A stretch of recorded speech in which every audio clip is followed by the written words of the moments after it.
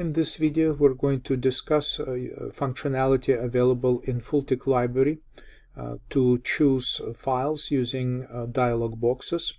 And in previous video, we were talking about File Chooser, which is a customizable selection dialog box designed by Fulltick library.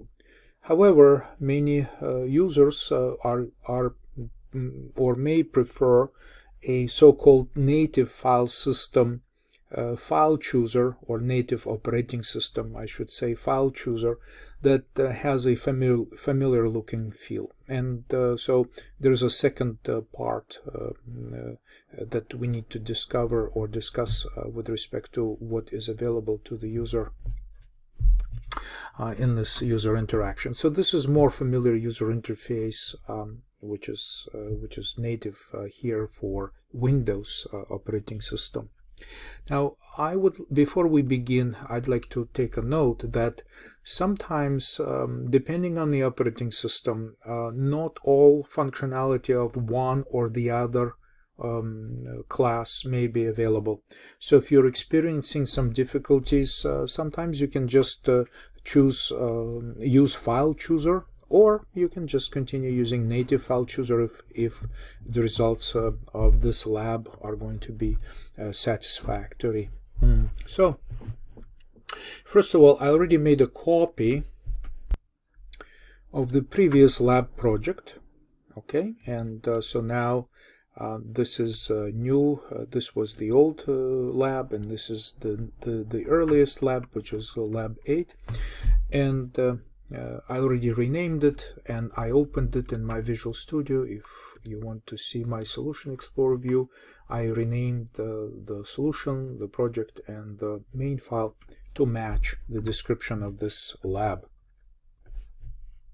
So let's get started, and as in previous laboratory, I just copy and paste this URL into the built-in, so just go to View, Other Windows, Web Browser. So this is a built-in browser that Visual Studio has in its package. So just copy and paste this URL, and you see that now I can read the description of this lab and try to execute the steps. So I'm already past copying the project. We already discussed this a few times. And now let's open the source subfolder, and again take a look at the main window. So the header file, just make sure that you drag and drop it like on this bar for tabs, and then the file gets opened. So the original version here used File Chooser, and now we're switching over to something that's called native File Chooser. So we're just simply going to replace like this, replace this File Chooser window with new include, like this, native File Chooser. Okay. Also, apparently in our implementation, we're no longer going to do this. Okay, so there'll be no File Chooser. So just I think we will be creating new dialog box every time we click the button, so we don't preserve it. So with the File Chooser, it's advisable to keep track of it using a pointer to an existing object. Just simply make it visible and hide it. But with native File Chooser, we just want to recreate the dialog box from scratch every time we click the button. Okay, so this is it for the header file. So a couple of changes right here. I'm going to press Ctrl S to preserve these changes. And once again, the recommendation is to download new version of mainwindow.cpp, and of course we're going to take a look in WinMerge just to see what the differences are.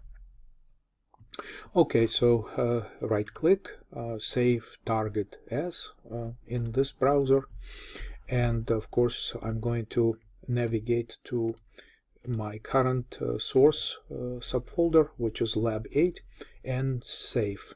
So yes, replace, and we can use WinMerge right here to do exactly what we did in our previous lab. So we need to compare the new implementation file, main window.cpp. So when you drag and drop it in the window, WinMerge window, it gets automatically pasted into the first file line right here. And so the first one will be generally appearing on your left hand side.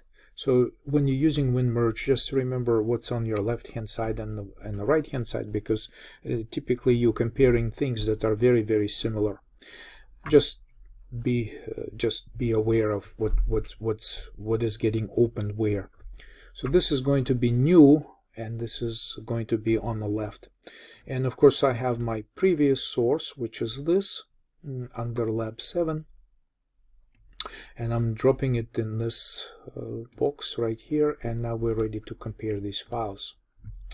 Okay, so predictably the file chooser is gone from our header, so now it's gone from the initializer list of our constructor. So once again, whenever you update the data members in your classes, it's very important not to forget to revisit all constructors and make sure that your constructors are consistent with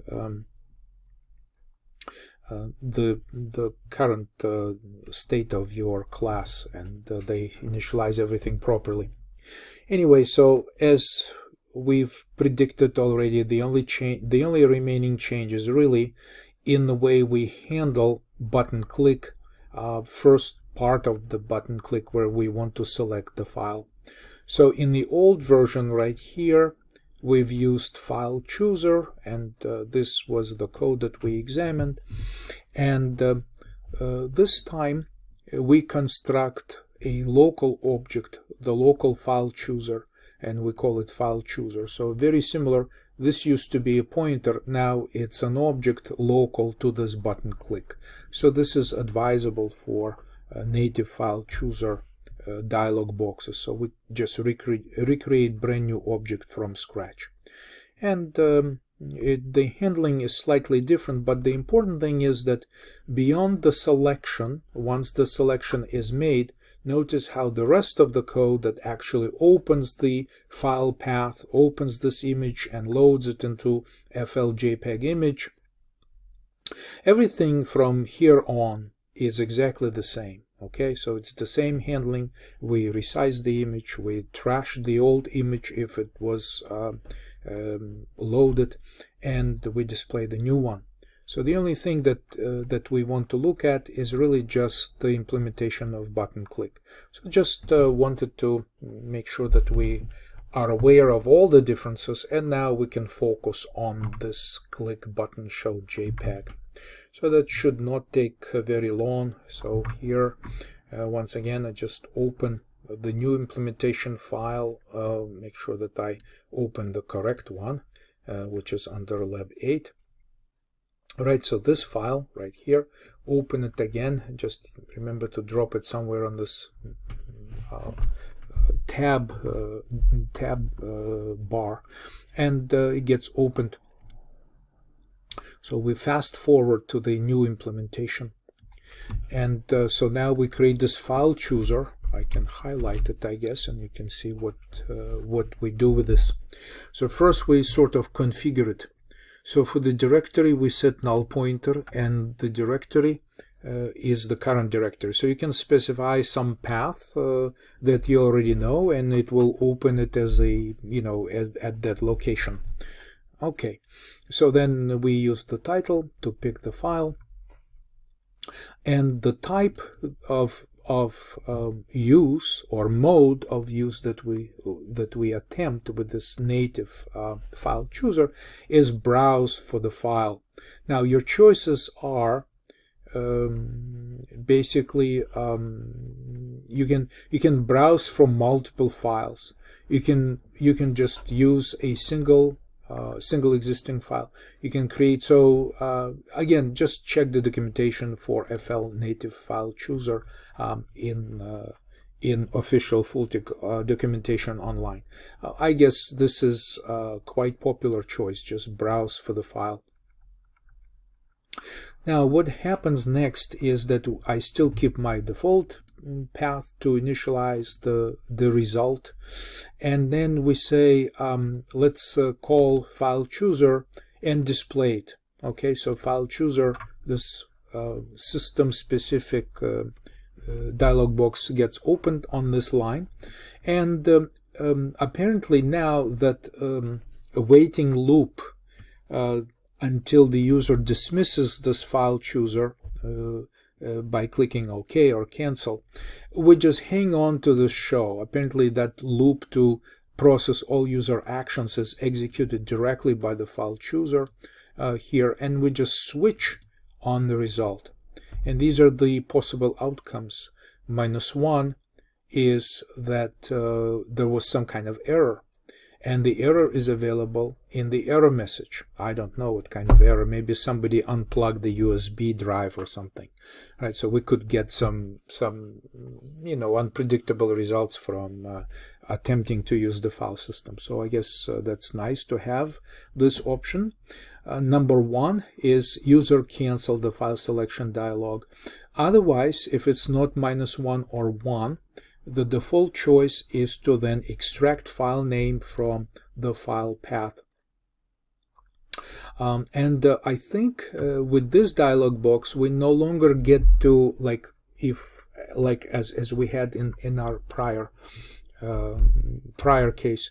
We don't get, actually, yeah, I don't think we get this directory extraction anymore.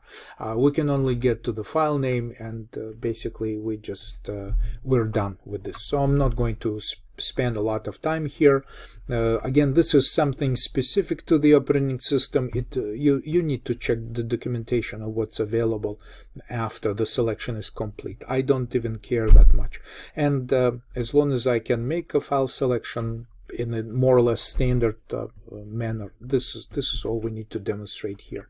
So anyways, beyond this point, we just use the selected file path, right? So we just use this file path that we get from the file chooser, and we let display the image as before. And the only thing that happens now is that when this button click call is complete and we return from this function, the file chooser is getting destroyed. So its destructor is invoked, and as a resource is completely removed from our application. The next time the user clicks the button, the native file chooser will be recreated from scratch and will repeat these steps once again. So now it's time to build this application and give it a try, just to see if we can build and run this with the native file chooser. Okay, so let's build our solution. Okay, just build solution. So everything, there's something missing right here. Yeah, when I copied and pasted, I forgot to copy and paste the closing angle bracket for my include. That's pretty minor. That's okay. Let's do this. So it gets built. This is our brand new application. Remember that when you configure your system to use these laboratory exercises, this is your full path to your executable if you're curious where it's located. Okay, so fine. Then pressing Control F5 to run the application. We're still reporting that this is lab 6.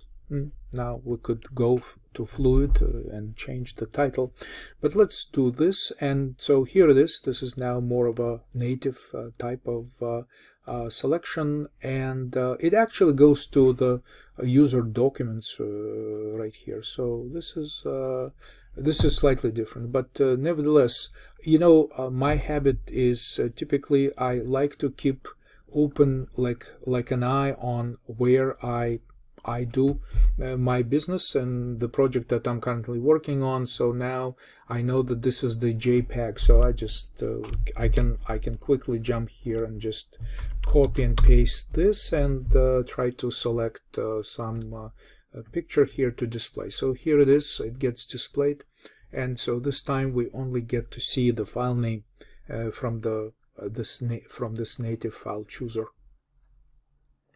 Okay, so now every time we click, we get this. If I cancel, it remains visible like this. If I close the application and rerun this application, and so show me JPEG one more time, this time it actually remembered this location, whatever. So it's up to the operating system how to deal with these default ideas behind it.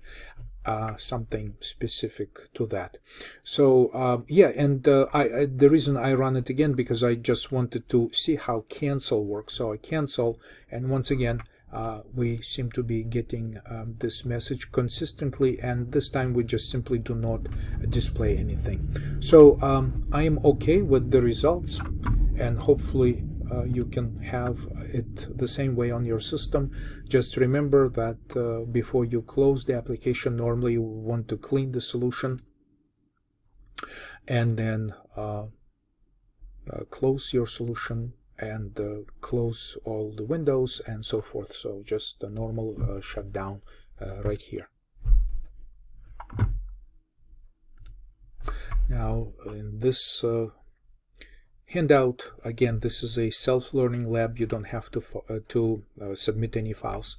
Just use this for your learning exercise.